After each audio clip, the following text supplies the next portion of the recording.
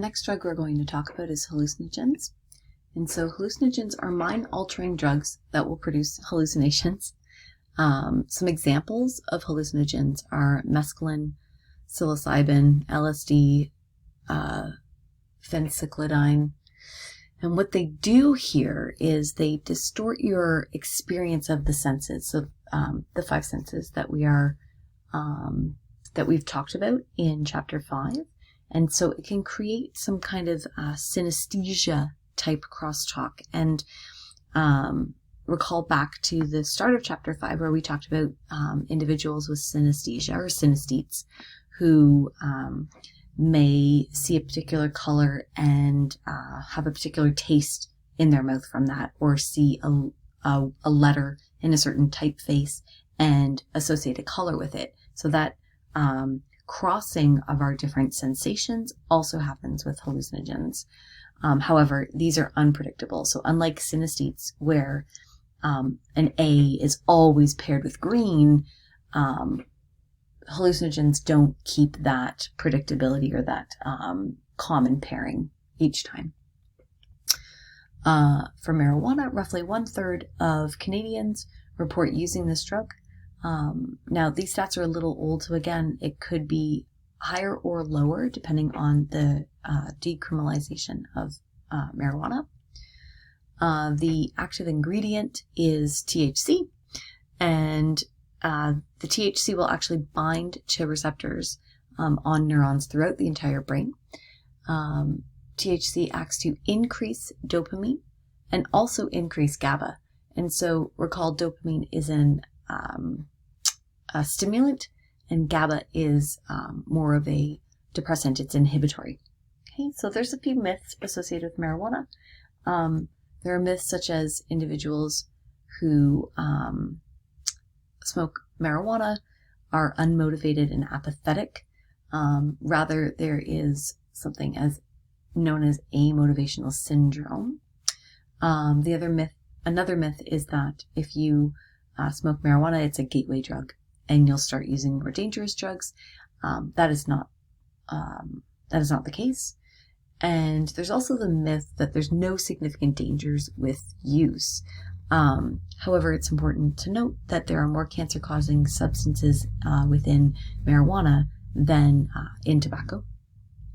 And high doses can lead to negative mood, sensory distortion, and panic attacks or anxiety attacks. Okay, so what determines the effect that a drug will have on your system? Genes can determine it. Physical and social settings can determine it. Your culture, your beliefs and expectations, your personality factors. So I've mentioned this before, but it is important to note that the effect of a drug on an individual is more than just the chemical structure of the drug. It's all of these different factors.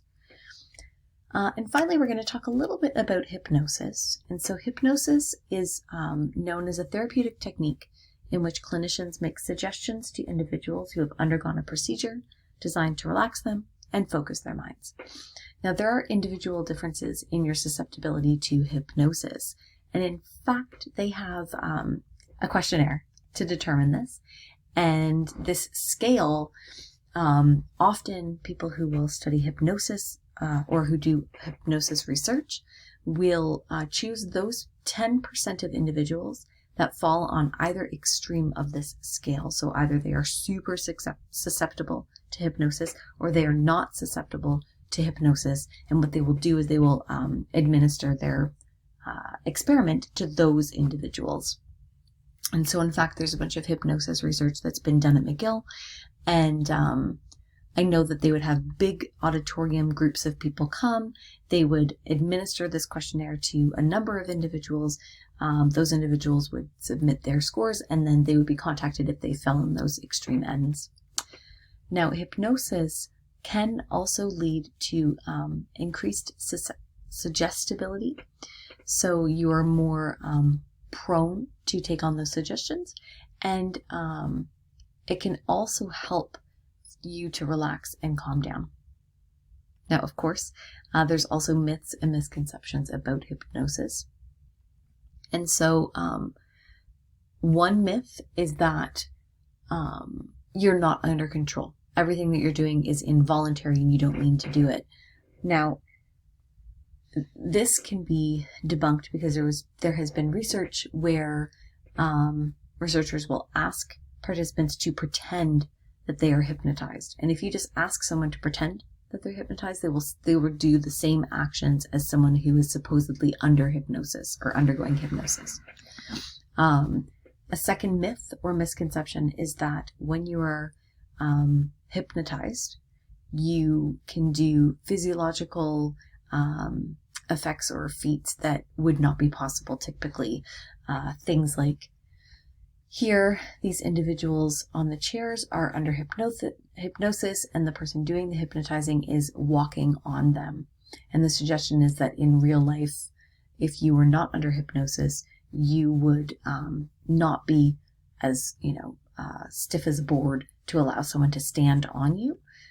But these types of feats can also be experienced without being hypnotized, right? So hypnosis does not equal the ability to do these feats. Another myth is that your pain tolerance goes up. You're more tolerant to pain when you are under hypnosis. Now, this is partially a placebo effect, similar to if I give you a sugar pill, but I tell you that it's going to calm you down before you write your test. You will actually feel calmer. Now, the other half of that coin is that other techniques, such as visualization and distraction, can also show reductions in pain. So we can't say that hypnosis in particular helps to increase your pain tolerance, because other techniques that are, more meditative, etc., being distracted, visualizing something else to take your mind off the pain, can also reduce pain. Another myth is that hypnosis is like, it's similar to being asleep. However, if you look at EEG activity during hypnosis, it does not look like sleep at all. And there's also some research showing that individuals who are susceptible to hypnosis are equally susceptible regardless of whether they are in a relaxed state or if they're actually riding a stationary bike. And so they're exerting effort, they're exercising, they're riding this bike, they can still undergo hypnosis. Another myth is that when you are under hypnosis, your memories are somehow altered. You aren't able to, your memories are specifically changed in some way. And so the suggestion is you either forget your experiences or you have enhanced memory when you're hypnotized. But in fact, you're not more accurate at remembering. You're just more confident in any sort of false memories that may or may not be planted whilst under hypnosis. And finally, there are some social cognitive theories to explain why hypnosis may seem to work. And so this suggests that your responsiveness to hypnosis may be actually due to the attitudes, beliefs, motivations, and expectations that you have of hypnosis. So basically, if you expect that you can't be hypnotized, most likely you won't be hypnotized. If you expect that, this hypnosis thing will work, then, and you're told, imagine you have a stiff hand, then it'll feel like your hand is stiff during hypnosis. There's this suggestion that you're actually immersing yourself in that social role, in playing the part of the hypnotized person. So it's not like you are purposely faking it. It's just that you're open to experiencing certain things because you believe that is what is expected socially. And you believe that your acts are involuntary. Now, finally, the last question is, well, what does your brain look like on hypnosis? So when you're undergoing a hypnotic session.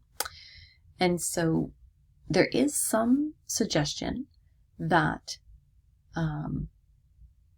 if you say that you feel reduced pain, let's say you had a pain somewhere in your body and then you undergo hypnosis and that reduction in pain is reduced, we actually do see the pain areas of your brain show a reduction in activity as well. And sensation, perception, memory, and motor control have all been studied under hypnosis, and the neural activity measured through EEG, fMRI, etc., does match the self-report. So if you say, I'm remembering this thing, or I'm visualizing this thing, etc., those areas of the brain will in fact be active.